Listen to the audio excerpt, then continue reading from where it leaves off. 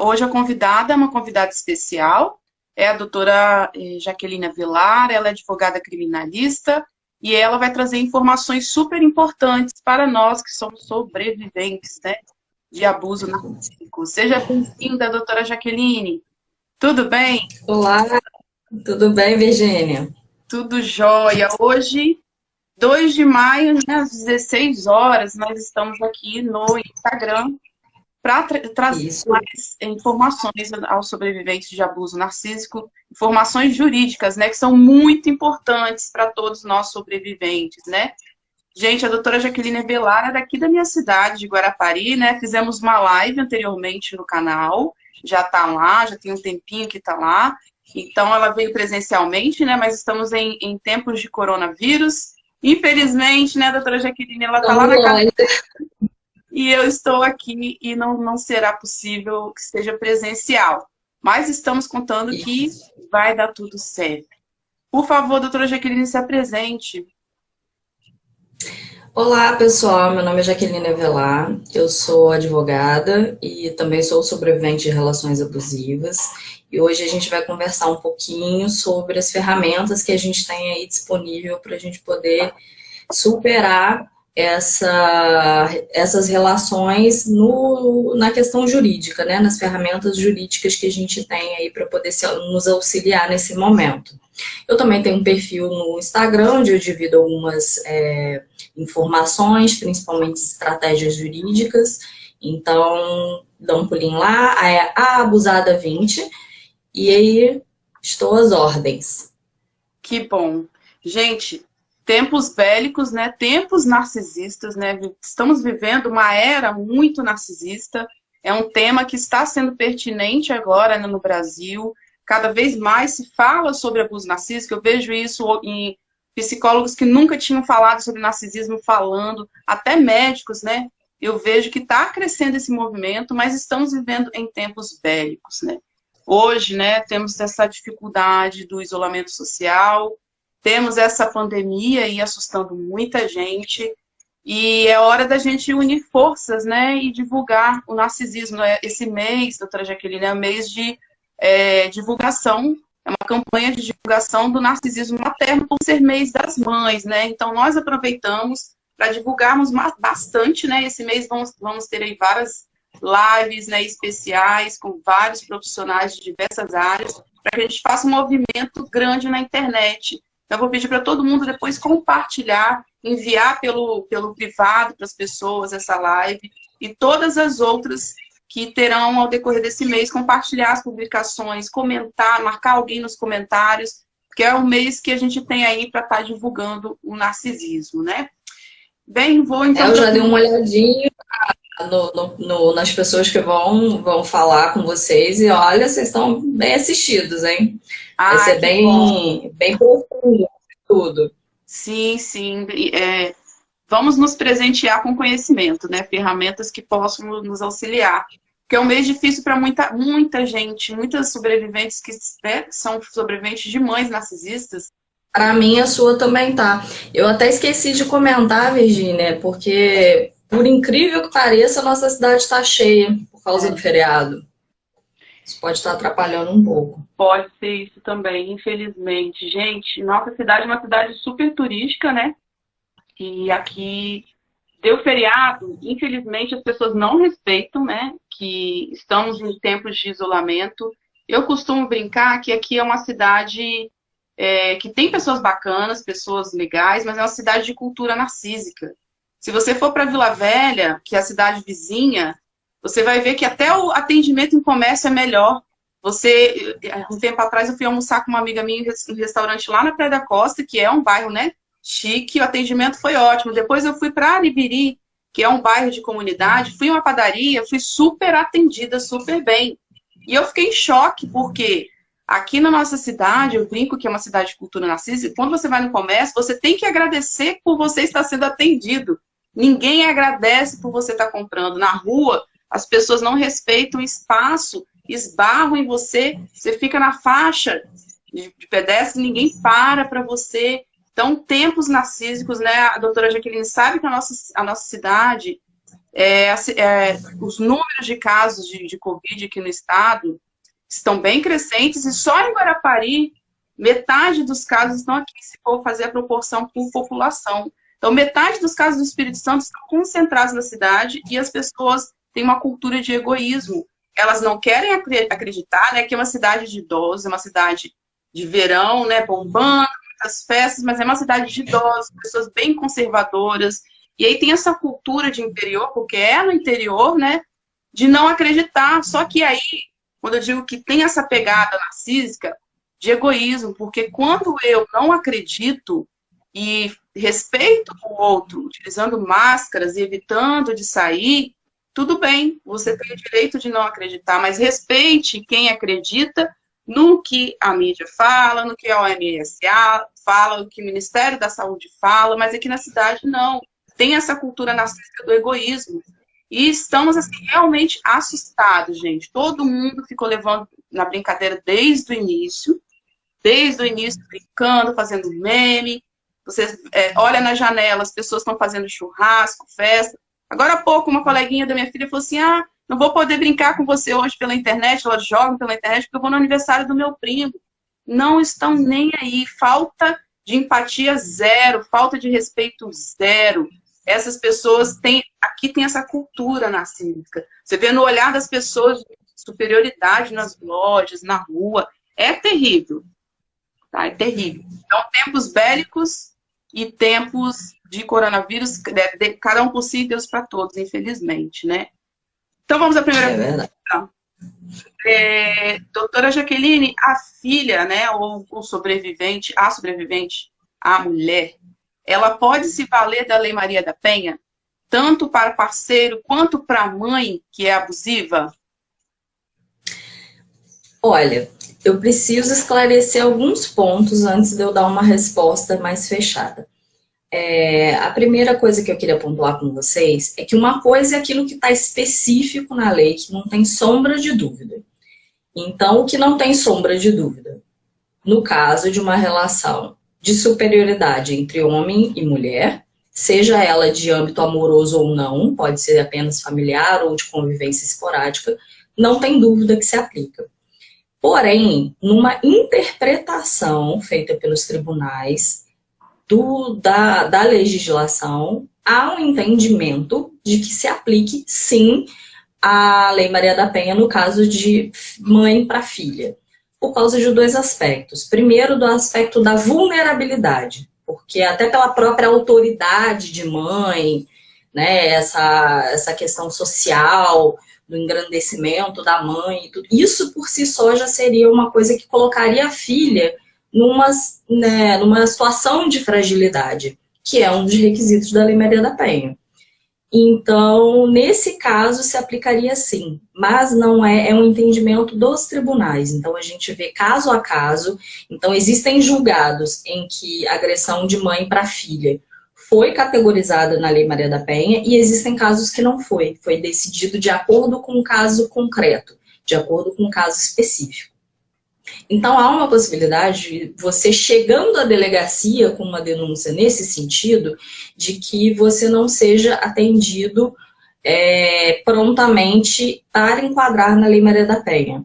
Então, você realmente precisa de um acompanhamento de um advogado ou de um defensor público para demonstrar para o juiz o porquê o seu caso é um caso onde se aplicaria, sim, a Lei Maria da Penha. Mas já existem muitos posicionamentos favoráveis nesse sentido. O que acontece é que o direito ele demora muito para evoluir. Ele não evolui ao mesmo passo que a sociedade evolui. Então você pensa, o tanto de informação que você teve que consumir para chegar até esse canal da Virgínia, para poder entender sobre o narcisismo materno, para poder entender sobre esse assunto. Então é uma coisa que ainda está muito engatinhando, é uma coisa que está caminhando. Então, nesse caso, a gente acaba demorando para mudar a legislação. E até chegar a esse ponto da lei mudar, o que a gente vai mudando são os posicionamentos dos juízes, né? Então, realmente, existem muitos posicionamentos, mas você vai precisar do acompanhamento de um profissional especializado, de preferência que tenha algum conhecimento né, de narcisismo materno para poder convencer o juiz e o promotor de que o seu caso é um caso que se aplica à Lei Maria da Penha. Mas, a princípio, sim.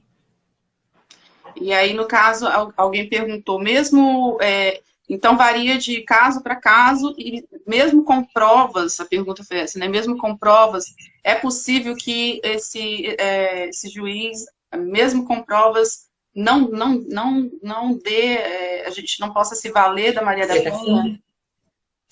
Então, são dois aspectos. Primeiro, a prova da existência do crime, né?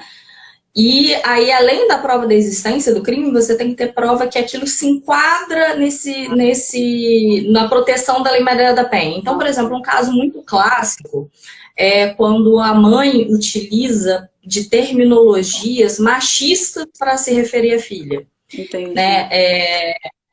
Usando questões sociais, do comportamento sexual da filha e coisas do tipo. Isso caracteriza mais. Mas como é de entendimento de juiz para juiz, pode acontecer que mesmo com todos esses elementos você ter isso negado. Só que não é a única porta que você tem para bater.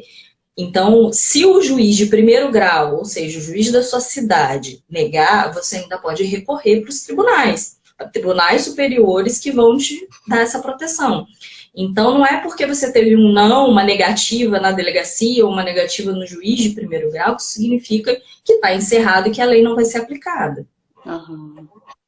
Então, bom manter em mente duas coisas. A prova do fato, seja ela agressão, ameaça, enfim, e a prova da vulnerabilidade, né, da relação de vulnerabilidade que tem entre mãe e filha, e até mesmo o tipo de violência que foi utilizado. Se for uma violência utilizada para podar o comportamento sexual da filha, por exemplo, ou se foi direcionado a denegrir a imagem dela social relacionada à sexualidade, isso tudo já são elementos que corroboram, são elementos que ajudam a montar um cenário de que essa lei seria mais aplicada. favorável, né? Mais favorável. Se fosse essa mãe se utilizasse do seu poder de forma errada, para dar a entender que é isso, né? Ela está usando o poder além do que seria normal, usando o poder exacerbadamente, exageradamente, como se a filha fosse uma propriedade e ela fizesse o que bem quisesse, abusando da autoridade dela como mãe, né? Isso seria a mesma coisa que para o homem. O homem, quando ele comete atos criminosos em relação à mulher, ele também abusa do poder dele, da figura masculina. Para a mãe, não é a figura masculina, mas é a figura de mãe. É mais ou menos isso. Olha, o que acontece? A gente, às vezes, para interpretar uma lei, a gente precisa pensar no porquê essa lei foi criada. Isso é o que norteia, o que ajuda os juízes a decidirem.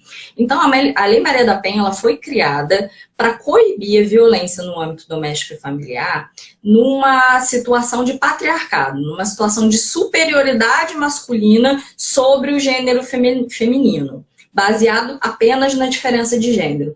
Então, a violência que incide a aplicação da Lei Maria da Penha, ela exige essa submissão da mulher, ela exige esse binômio, essas duas características.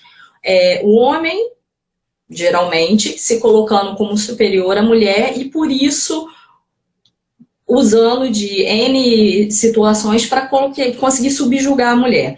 No caso da mãe, ela não é uma autoridade simplesmente de alguém que se preocupa, que está tentando educar, que está tentando criar. Ela usa o poder que ela tem, lhe dado pela sociedade, para poder implantar ou para poder subjugar essa filha às vontades dela, de forma a esmo. E um dos mecanismos, o que acontece? Quando a gente fala de personalidade narcisista, seja ela materna ou não, ela utiliza qualquer meio que tiver disponível para poder fazer prevalecer suas vontades. Então, é muito normal que uma mãe narcisista seja machista. Que ela utilize do machismo para subjugar a filha. Né? Porque é um mecanismo de poder. Então, ela pode usar religião, ela pode usar o machismo, ela pode usar a pose de mãe perfeita, ela pode usar qualquer subterfúgio, qualquer poder que tiver ao alcance dela para conseguir o que ela quer. E quando ela se utiliza desse poder como mãe, com entonações de gênero, aí a gente tem a aplicação da Lei da Maria da Penha. Porém, como ainda é um assunto novo, pode ser que alguns juízes não entendam nesse sentido. Opa! Então, mas é o que eu costumo falar. Se nós não fizermos, se vocês, filhos de mães narcisistas, não começarem um movimento, isso nunca vai mudar. Né? Então, a gente tem que utilizar tudo que a gente tem ao nosso dispor para poder... Então, se ela está utilizando do machismo, do patriarcado, porque, sim, também ela se esconde atrás do marido, muitas vezes, do pai da filha, para poder fazer perpetrar esses ideais machistas, que é justamente o que a Lei Maria da Penha visa coibir. Como ela usa qualquer mecanismo de poder, e esse mecanismo de poder especificamente da violência de gênero, de uma pessoa sofrer violência pelo simples fato dela ser pertencente a um gênero, ela vai sofrer as consequências legais nesse sentido. Entendi. Eu acho que o pessoal não entendeu, né? Tem, mas vai depender de que provas você vai ter, se essas provas vão se caracterizar dentro da Lei Maria da Penha e se caracterizando, se vão servir realmente para a sentença, né? Cabeça de juiz é terra que ninguém anda. Então não dá para saber e não dá para dar 100% de certeza em caso nenhum, não só na Maria da Penha, como qualquer caso, gente, mas existe a Lei Maria da Penha, a gente pode se valer. Existem julgados. Pode ser julgado, sim, né? A promotoria que acata isso ou é o juiz quem acata? Depende por qual porta que você vai entrar. Se você vai começar na delegacia, se você vai começar no Ministério Público ou se você vai direto para o juiz. Uma coisa que ajuda muito, que é o hábito que os advogados fazem, é colocar essas decisões no processo. Dizendo se aplica por causa disso e disso, e como já tem ações em curso ou em julgamentos com esse posicionamento. Então, isso já ajuda ao juiz a perceber. Bem, isso sim, né? Ajuda ele a ponderar. Isso, é um caso de Maria da Penha, porque o importante é você mostrar que não é um caso como qualquer outro, né? Porque eu vou dar um exemplo fora da questão materna, só para poder ficar um pouquinho mais fácil de ilustrar, que é o que acontece muito em questão de sogra e nora. Então, quando você tem uma violência de sogra para nora, que cada uma mora na sua casa, que não tem nenhum tipo de dependência, nenhum tipo de vínculo, às vezes não se aplica a Maria da Penha. Agora, imagine uma situação onde a mulher mora com a sogra, porque essa mãe narcisista também vai ser uma sogra narcisista, porque ela é uma pessoa narcisista. Então, ela vai levar o narcisismo dela para todas as esferas pessoais que ela gira. Então, essa mulher mora com a sogra. Ela não trabalha. Ela depende do marido financeiramente. E mora dentro da casa da sogra. E a sogra utiliza o fato do marido ter poder sobre ela, poder financeiro, poder de gênero, para poder agredi-la, para poder xingá-la. Nesse caso, poderia ser aplicada a Lei Maria da Penha. Então, é muito caso a caso. Se a sogra fosse a patriarca da família, utilizasse do patriarcado contra essa norma. Exatamente. Como, você tem que obedecer meu filho, ou isso não é roupa que uma mulher casada anda, coisas do gênero. Então, você já vê o peso do patriarcado sendo utilizado para violência. A gente bem sabe, quando nós estamos diante de narcisistas, que não é esse bem o intuito. O intuito é usar qualquer moeda de poder para poder fazer mal aos outros. Mas, quando elas se valem do patriarcado para fazer isso, elas acabam cometendo crimes específicos da Lei Maria da Penha, tendo a proteção, né? A vítima tendo a proteção específica da Lei Maria da Penha. Se for ajudar, vocês podem anotar, existe um informativo, o informativo número 551 de 2014 do STJ, que decide pela aplicação da Lei Maria da Penha de mãe para filha. Então, pode levar esse número para o seu advogado, para o seu defensor, né? Discutir com ele se essa seria a melhor alternativa para vocês, porque já é um precedente do Superior Tribunal de Justiça, então já é um precedente forte. Ainda não é uma lei, é um precedente forte que pode ser utilizado e pode ajudar muito. E no caso também, que uma vez nessa live que a gente fez, você comentou que pode ser aplicado para empregadas domésticas também, mas aí entra com o Ministério do Trabalho. Mas também as empregadas domésticas podem se valer da Lei Maria da Penha, né? Pois é, a questão da empregada doméstica também foi um caso de evolução dos julgamentos, porque não estava claro isso na lei. Então vai decidindo de caso a caso, até que os tribunais vão realmente pacificando. A questão existe um artigo falando que independe da opção sexual da mulher. Só que aí se gerou a discussão se uma mulher agride outra mulher sendo lésbica, se aplicaria ou não.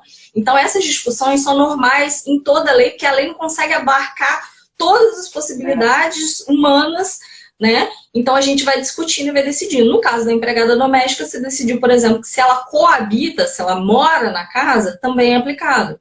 Então por isso que é importante você chegar aos tribunais e discutir, porque só cabe ao juiz e depois o Tribunal de Justiça, e se for necessário, o Superior Tribunal de Justiça e o STF, até onde for necessário que você vá dizer se cabe ou não.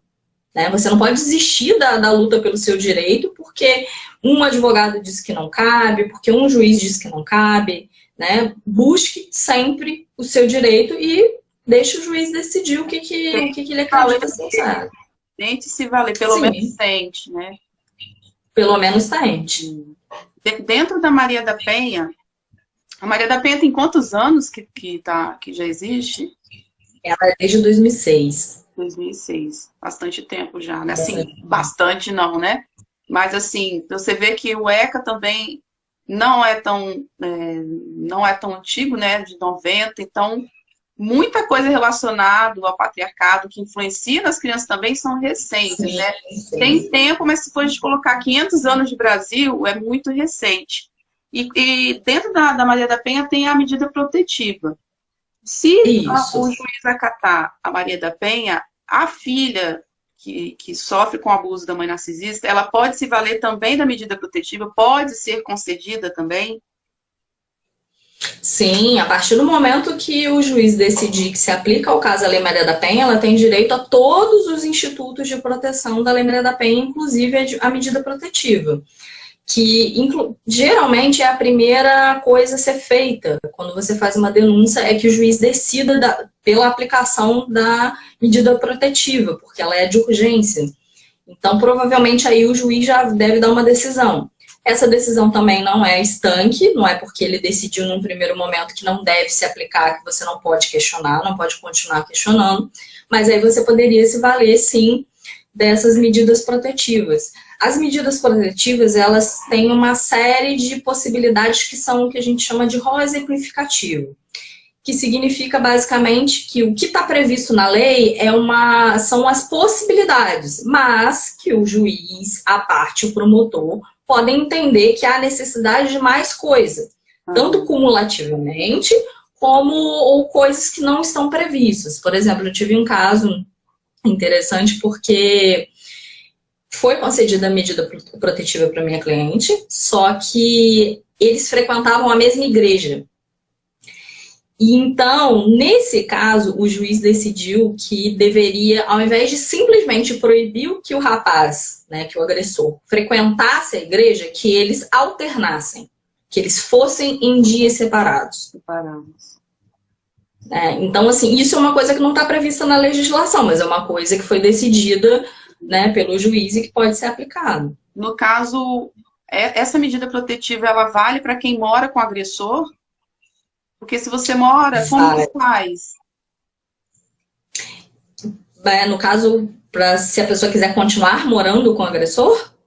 Não, por exemplo, no caso da filha que mora com a mãe ou da esposa que mora com esse homem agressivo. Ela não conseguiu sair de casa e aí ela pode se valer da medida protetiva. Como que faz nesses casos se ela mora com esse agressor? porque a medida protetiva, uma das coisas que são feitas é a questão de estabelecer uma distância mínima. Né? Então tem que ter essa distância. De não frequentar os mesmos lugares, mas não são as únicas possíveis. Podem ser prescritas outras, né? Podem ser indicadas outras medidas, como afastamento verbal, não entrar em contato por telefone. Pode ser tudo isso junto, pode ser separado, vai de cada caso. Então, uma coisa que vai acontecer muito daqui para frente, porque assim, a violência doméstica aumentou cerca de 50% da pandemia. E aí, o que está acontecendo? Essas pessoas não têm como sair de casa. Você está com o agressor, você está sofrendo agressão, você não tem como sair de casa. Então, os tribunais também vão ter que se posicionar nesse sentido de como é que vão ficar essas situações. Porque é uma situação muito nova para o direito e para a nossa sociedade nesse momento, né? Nunca tinha acontecido nada próximo disso. Então, assim, o afastamento do lar é uma das coisas que são feitas, mas não é a única. Outras atitudes podem ser tomadas, entendeu? Então, por exemplo, no caso desse agressor, um juiz estabelecer que ele saia de casa, ou essa mãe que é abusiva saia de casa. Sim, é uma das coisas que geralmente é o que mais se faz, que seja feita a retirada do agressor do lar, né? Então, retira-se o agressor do lar, né? Ou retira-se a vítima, aí depende, por exemplo, essa vítima tem para onde ir, né? É mais fácil para quem? Para o agressor arrumar um outro lugar ou para a vítima? Então, é por isso que cada caso é um caso, né? O juiz, o promotor, o delegado, né? O advogado vão ver qual é a melhor situação. Então, por exemplo, às vezes a mulher prefere sair da casa, porque não se sente segura. Então, ela é acompanhada pela polícia até o local para poder pegar os pertences dela. Ela pode ser encaminhada para um abrigo, né, para um abrigo onde esses abrigos são endereços sigilosos, para que ela possa ficar nesse abrigo. Então, muitas medidas podem ser tomadas, depende de cada caso. Mas em caso que a vida da vítima está correndo sério risco, sim, o agressor pode ser afastado do lar. Inclusive, se fosse no caso de uma mãe, ela poderia ser afastada do lar. Ou ela poderia, caso estivermos falando de menores, porque poderia aplicar também a Maria da Penha concomitantemente com o Estatuto da Criança e do Adolescente, porque é uma criança e, além de ser uma criança, ela é uma mulher, né? Ela é do gênero feminino, então também daria para aplicar concomitantemente. E aí, nesse caso, a mãe poderia perder o poder familiar, por exemplo, poderia perder a guarda da filha. Né? Então, assim, é muito caso a caso. Mas o afastamento não é o único mecanismo utilizado, é um dos. Eu posso até, não sei se eu vou lembrar de cabeça todos os mecanismos aqui. Mas a lei, ela traz exemplificações. Então, tem o afastamento da vítima e da família, dos amigos de locais comuns, de frequentar determinados locais, entrar em contato por qualquer meio que seja por telefone, seja por mensagem, por rede social. São alguns dos mecanismos. A tornozeleira eletrônica, que também o Espírito Santo foi um dos pioneiros de colocar a tornozeleira eletrônica tanto na vítima quanto no agressor, para que quando eles se aproximem, essa tornozeleira apite e entre em contato com a polícia. Também é um outro mecanismo. Então, existem formas e formas de serem feitos. E nesse caso de isolamento, também pode acontecer de, mesmo com a medida protetiva, vocês acabarem tendo que ficar dentro da mesma casa. O que eu ouço muito é que existe, mas demora. Infelizmente, demora. Ainda mais agora que o judiciário está meio que parado em muitos lugares. É difícil, né? Quem me acompanha no canal sabe que eu fui abraçada pela Maria da Penha por conta de uma ameaça de um irmão paterno. E aí eu estou aguardando a protetiva, como o fórum está paralisado, mas a PM já foi acionada. Então, eu não sei a que pé está, né, esse processo, mas a PM faz visitação na casa, faz entrevista, às vezes fazem patrulhamento na porta da minha casa, ficam 40 minutos, em horários variados, e também fazem contato pelo WhatsApp para saber se a vítima, se o agressor passou na rua, se fez algum tipo de contato pela rede social, e também eles dão aconselhamento para buscar atendimento psicológico no CRAS, falam do 190 em caso de o agressor entrar em contato. Então, pelo menos o amparo da PM, eu acredito que todas têm, porque senão eu não sei que pé que está o processo. Até sair, pelo menos, eu acho que essas vítimas são abraçadas pela PM até que saia o processo, né? Porque tudo depende também, gente, de conseguir intimar o agressor.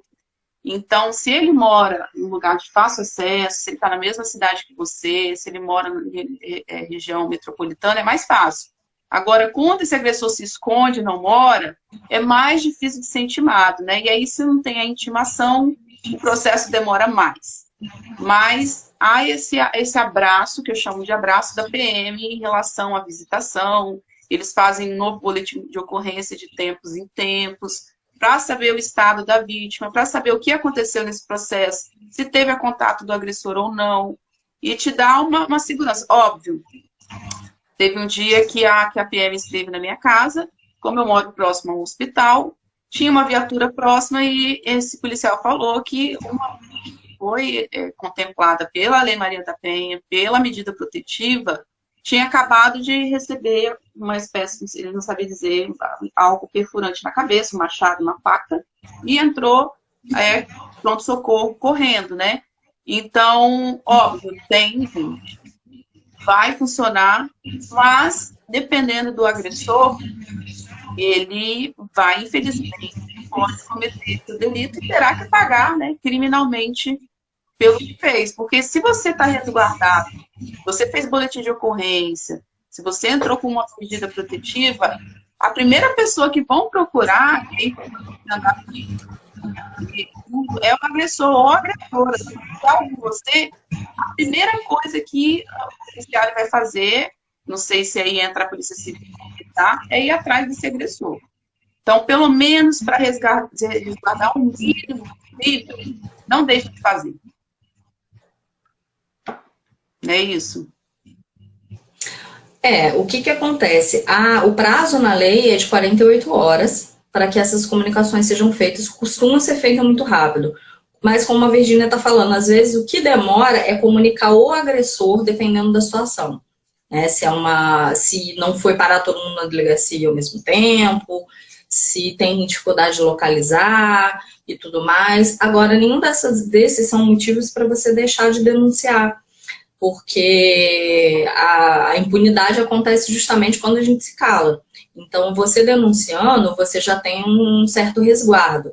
Isso depende muito de estado para estado, de cidade para cidade, porque depende do aparato da polícia do local. Então, é difícil, como a gente aqui está falando para o país todo, falar como funciona em cada local. Agora, as coisas básicas são, essa comunicação é muito rápida. No momento que você faz a denúncia, no momento que o delegado despacha isso para o fórum, no momento que o juiz decide, isso é muito rápido.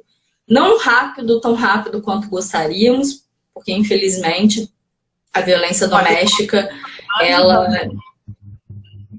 Isso, mas ainda foi um grande avanço da legislação e está sendo um grande avanço tanto do aparato policial quanto do judiciário. O fato do judiciário não estar funcionando, ele não está funcionando para todas as outras coisas, né? Coisas que podem esperar. Agora, essas questões de medida protetiva, elas continuam funcionando, inclusive estão sendo feitas por telefone, as denúncias. As delegacias continuam funcionando normalmente, então não deixe de denunciar, tá? Porque, por mais que demore um processo para se resolver um pouco, a medida protetiva, pelo menos, ela vai continuar em andamento. Agora, nada na justiça é rápido, gente. Infelizmente, a gente sabe que a realidade do nosso país é essa. E, como eu disse, muda de país para país, para cidade para cidade. Tem cidade que tem delegacia especializada para atendimento à mulher, mas não funciona 24 horas, então o atendimento é feito numa delegacia comum. A gente ainda está muito longe do ideal, a gente está muito longe do que seria necessário para coibir toda essa violência, mas já estamos caminhando. A Patrulha das Marias, que são essas patrulhas da PM, que fazem a ronda, que vão até as vítimas, sabe? Isso era uma coisa que há 30, 20 anos atrás não existia, então já é um avanço. Né? E já é um conforto para uma vítima saber que tem um número do telefone do policial, que pode discar um 90, que pode denunciar um 180, né? E que tem uma patrulha passando na porta da casa dela, às vezes. É claro que a gente está falando de um país muito grande, mas né, na nossa realidade aqui da nossa cidade tem algumas coisas que já estão funcionando, mas ainda está longe de ser um modelo ideal. Mas já é melhor do que nada, né? A gente não pode deixar de lutar pela nossa vida, pela nossa segurança, pela nossa nos preservarmos, porque tem uma dificuldade, ou porque não está o ideal ainda. É verdade. Eu vi aqui, Virgínia, você me dá licença, um comentário falando de que uma mãe narcisista utiliza do irmão para fazer as violências. Em caso de irmão também é aplicado Maria da Penha. Até mais fácil do que para a mãe. Tá? E no caso dele não tem nem discussão. É o meu caso. Exatamente o meu caso. Se eu sou toda. Não sei se vai ser realmente no final do processo, mas que a delegacia da mulher atendeu e entendeu que eu poderia fazer a denúncia na delegacia da mulher, poderia entrar com o medida protetiva, a Lei Maria da Penha foi acatada. Tem um artigo aí na internet que agora é obrigatória a ressocialização do agressor na Lei Maria da Penha. Até comentei com a PM, né, quando tiveram a última vez em casa, e aí ele falou, até brincou, tem agora, é real, é verdade, mas não é obrigatório, tem que terminar. Mas, no caso, trazendo para a mãe, se ela foi enquadrada realmente na Maria da Penha, ela também seria obrigada a fazer essa ressocialização. Então, esse atendimento, ele está previsto no artigo das medidas protetivas. Ele é uma das medidas protetivas. Foi um avanço muito importante. E aí, antes que vocês fiquem com raiva do Instituto, eu vou dizer porque é um avanço importante. É um avanço importante pelo seguinte. Aqui no Espírito Santo tem um programa muito bacana, né, chamado Homem que é Homem, que é um programa justamente de uma reunião, né, se eu salvo engano, são 10 encontros, que esses homens que foram acusados se encontram para poder serem ouvidos, para poderem serem esclarecidos. E a taxa de reincidência é de só 2%, é muito baixa. Né? Muito baixa. Muito baixa. Porque eu sei que vai parecer cruel para muitas das pessoas que estão me ouvindo, mas tem gente que não entende o que é violência. Tem gente que não entendeu o que é violência de gênero. Então, a maior dificuldade que a Lei Maria da Penha tem, muitas vezes, quando ela se depara com o agressor, é fazer ele entender que ele é um agressor, porque ele nem sequer se vê nesse local de mãe, agressor. Então, ele não... Na nossa cultura, que mãe pode bater à vontade. Então, por que o grande passo disso? É você fazer a pessoa entender que não, o que ela está fazendo não é normal, não é certo, não é legal, não é correto, não é assim que a gente resolve o problema, não é assim que a gente resolve o conflito, e que não pode fazer isso, não você vai ser preso, porque as pessoas têm essa dificuldade, né? Existe um estudo do Instituto Avon que fez sobre violência percebida e eu fiquei muito assustada, porque era assim, você tinha aquela amostragem de pessoas e você perguntava para esses homens quais deles se consideravam agressores. Praticamente ninguém. E aí você começava a pedir para que eles descrevessem situações sem dar o nome de violência. Então, você já fez isso? Você já impediu que a sua mulher saia de um cômodo enquanto vocês estão discutindo? Você já pegou no braço dela? Você já xingou? E esse número foi para 78%. Não entendo. Então, eles não entendem que isso é violência. Então, é realmente necessário, muitas vezes, nesse momento da medida protetiva, que alguém sente com esse agressor e explique para ele. que não pode, que não está certo, que isso é crime, que isso vai ter consequências. Então, isso é um grande avanço. A parte que talvez não satisfaça principalmente as vítimas de filhas de mães narcisistas é a questão do seguinte: isso, como está no parágrafo sobre medidas protetivas, ele vem claro, o juiz pode aplicar. Não é obrigatório, não é uma consequência natural. Foi condenado a Lei Maria da Penha, automaticamente você vai ser obrigado a frequentar o atendimento psicossocial. Ele pode ser aplicado. Outra coisa que eu vejo que pode ser um problema para a questão de narcisistas, não só de mães, mas de narcisistas de forma geral. Narcisismo não tem cura. Então, o que vai adiantar levar essa pessoa para um atendimento psicossocial? E a gente tem que entender que, como é um assunto muito, muito novo, há uma possibilidade muito grande de quem esteja encabeçando esse projeto vise a reparação da família. Então, há uma possibilidade disso até acabar sendo uma coisa ruim, porque você vai tentar colocar essa mãe ou esse agressor para tratamento para restabelecer o equilíbrio daquele lar. Só que quando a gente está falando, quando a gente está falando de uma criatura narcisista, isso não vai acontecer. E se não for um psicólogo, um psicoterapeuta, um assistente social muito bem treinado, existe a chance, inclusive, dela inverter isso a favor dela. Porque ela vai conseguir manipular a situação para parecer que a vítima é que está errada.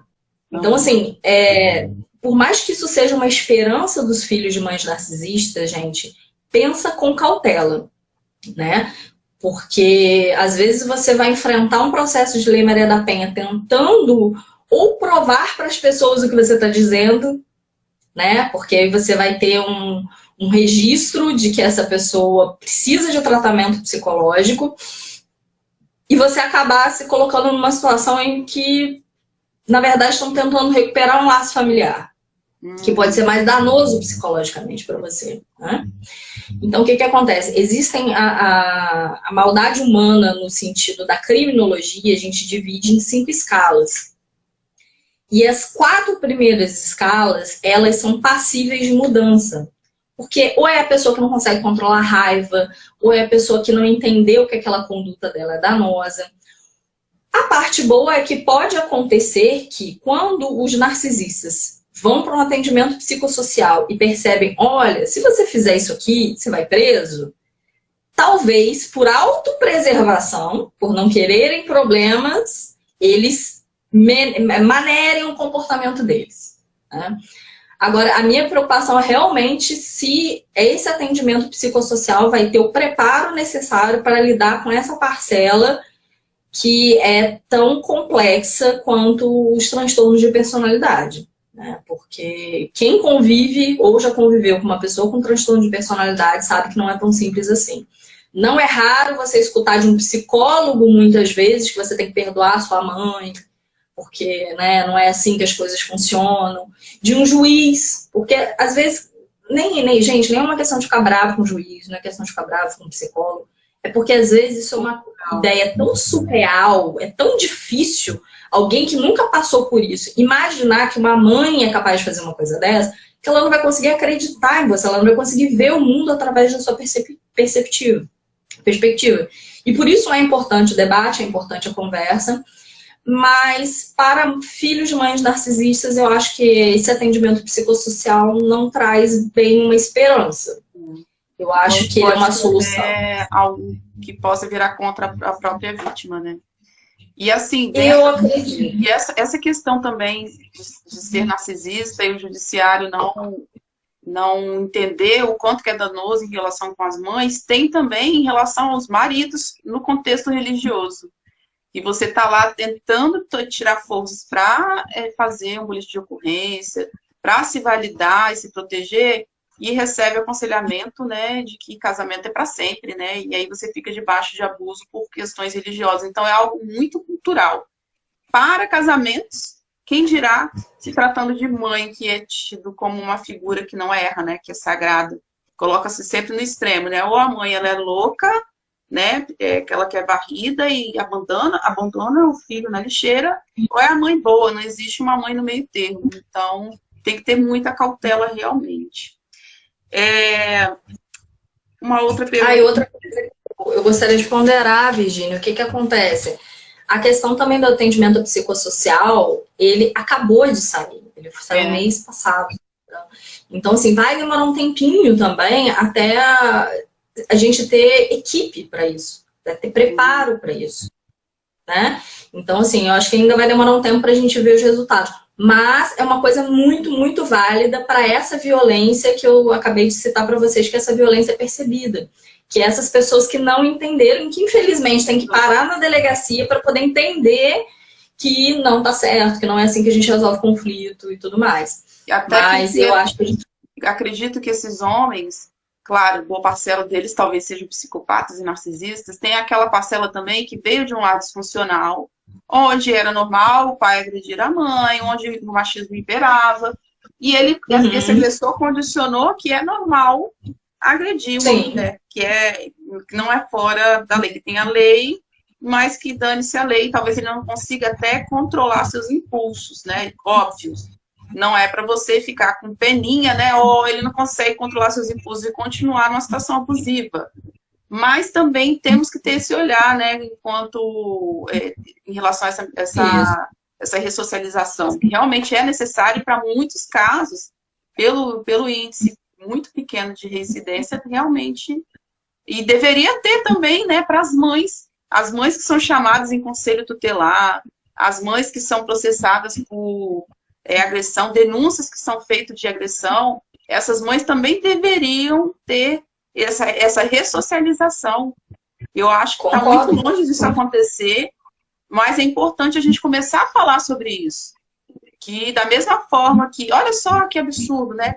Uma mulher que é adulta, que pode se proteger mais do que uma criança que é totalmente indefesa, o agressor tem a ressocialização. Essa criança que foi lá denunciada no Conselho Tutelar ou no 180, não existe um programa para que essa mãe ou esse pai não continue cometendo. Não, eu concordo plenamente. Não, concordo plenamente, tá muito certo, e até fazer um adendo, isso não é levantar uma bandeira para, o agressor tem problema, vamos cuidar dele. Vai, o Estado, não é você.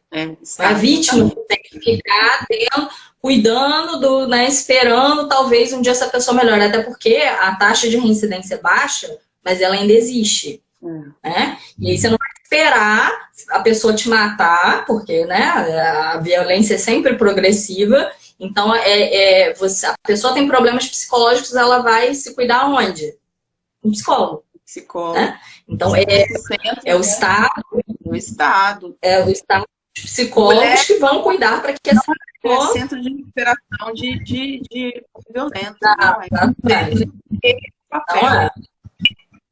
Porque também existe aquela parte que eu estava falando. Existe um homem que não percebeu que aquela conduta é agressão. Eu sei que parece surreal, gente, mas existem estudos científicos baseando isso, que existem pessoas que não entenderam que aquela determinada conduta é uma violência. E existem pessoas que entenderam que é uma violência, mas não é tão grave assim, não é motivo para chamar a polícia. E existem aquelas pessoas que entenderam e não vão mudar. E mesmo as que entenderam, até elas conseguirem mudar, até as que querem mudar, até elas conseguirem mudar, isso é um processo dela com ela. Isso não é uma questão com a vítima, não é a vítima que tem que ficar... Né, como a Virgínia colocou, o centro de reabilitação, né? Ele que vai ter que correr atrás de curar as feridas dele, sozinho, curar a vítima. Você tem muita coisa para se curar, a vítima tem muita coisa para se tratar. Você não tem tempo de tratar agressor, sua mãe é agressora, ou seu marido é agressor, namorado, você não tem tempo, você tem muito trabalho pela frente, tá? A possibilidade do agressor não querer. Também. Né? Gente, Ele se trata de entender narcisista, né? Possivelmente ele não vai querer e nem sente que ele é o culpado da história. Temos 10 minutos e aí vai cair e a gente entra de novo. vai. Ah, sim. Daqui Estamos 10 minutos falando vai muito. cair, aí a gente entra de novo.